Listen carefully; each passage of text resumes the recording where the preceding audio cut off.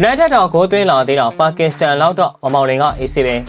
ဒါဒီအာရှကြားကြီးတို့ကတော့ဒီနေ့ညနေရန်ကုန်မြို့သွန်းနာကွင်းမှာပါကစ္စတန်နဲ့ရင်ဆိုင်လို့ရှင်ပြိုင်သွားမှာဖြစ်ပါတယ်အာရှဗလာချင်းစစ်ပွဲအဖြစ်မြန်မာလူအစဉ်အသင်းအောင်အုပ်စု A မှာပါကစ္စတန်အာဖဂန်နစ္စတန်နဲ့ဆီးရီးယားတို့နဲ့အတူကြားရောက်နေတာဖြစ်ပါတယ်အုပ်စုပေါ်ဖြစ်တဲ့တသိန်းတွေကသာချင်းစစ်ပွဲအောင်မြင်မှာဖြစ်တာကြောင့်မြန်မာလူအစဉ်အသင်းအနေနဲ့အသွားအပြန်မှာအမားခံလို့မရပါဘူးမြန်မာအသင်းအောင် FIFA အဆင့်သတ်မှတ်ချက်160နဲ့မှာရပ်တည်နေပြီးပါကစ္စတန်ကတော့အဆင့်198မှာရပ်တည်နေတာကြောင့်ခြေစွမ်းပိုင်းရဆိုရင်တော့မြန်မာအသင်းကအသာရနေတယ်လို့ကောက်ချက်ချမှာဖြစ်ပါတယ်မြန်မာအသင်းအဖွင့်ပွဲတုန်းကအာဖဂန်နစ္စတန်ကိုအိမ်ကွင်းမှာအခက်ကစားခဲ့ပြီးတော့2ဂိုးတကိုးနဲ့နိုင်ရရှိထားခဲ့ပေမဲ့ပါကစ္စတန်ကတော့ဆီးရီးယားကိုဝေးကွင်းမှာ2ဂိုးပြတ်ရှုံးနေလို့ထားခဲ့တာဖြစ်ပါတယ်။ဒါဒီတဲ့နေ့အကြောင်းအာချာဖလားမှာပထမဆုံးအကြိမ်ထိတိုက်တွေ့ဆုံမှုလည်းဖြစ်ပါတယ်။မြန်မာလူရေးစင်အသင်းအား FIFA မှာထွက်ကစားနေတဲ့ကျင်းဝင်ကစားသမားတွေကိုဒီပွဲစဉ်အတွက်ပြန်လည်ခေါ်ယူထားပြီးတော့ဒီထဲမှာပရိသတ်တွေစောင့်ကြည့်ကျင်တဲ့ကစားသမားတစ်ယောက်ကတော့မောင်မောင်လင်ပဲဖြစ်ပါတယ်။မောင်မောင်လင်ဟာပြီးခဲ့တဲ့လက United နဲ့ခြေဆန်းခဲ့တဲ့အာဆီယံညွန့်ပေါင်းအသင်းမှာရွေးချယ်ခံခဲ့ရတဲ့ဒူးတဲသောမြန်မာကစားသမားဖြစ်တယ်လို့ United ဘက်ကိုဂိုးသွင်းနိုင်တဲ့ပထမဆုံးသောမြန်မာကစားသမားလည်းဖြစ်ပါတယ်။အင်္ဂလန်ကနာမည်ကြီး Manchester United ကိုတော့မှဂိုးသွင်းလာနိုင်တဲ့မောင်မောင်လင်ပါနေမှာတော့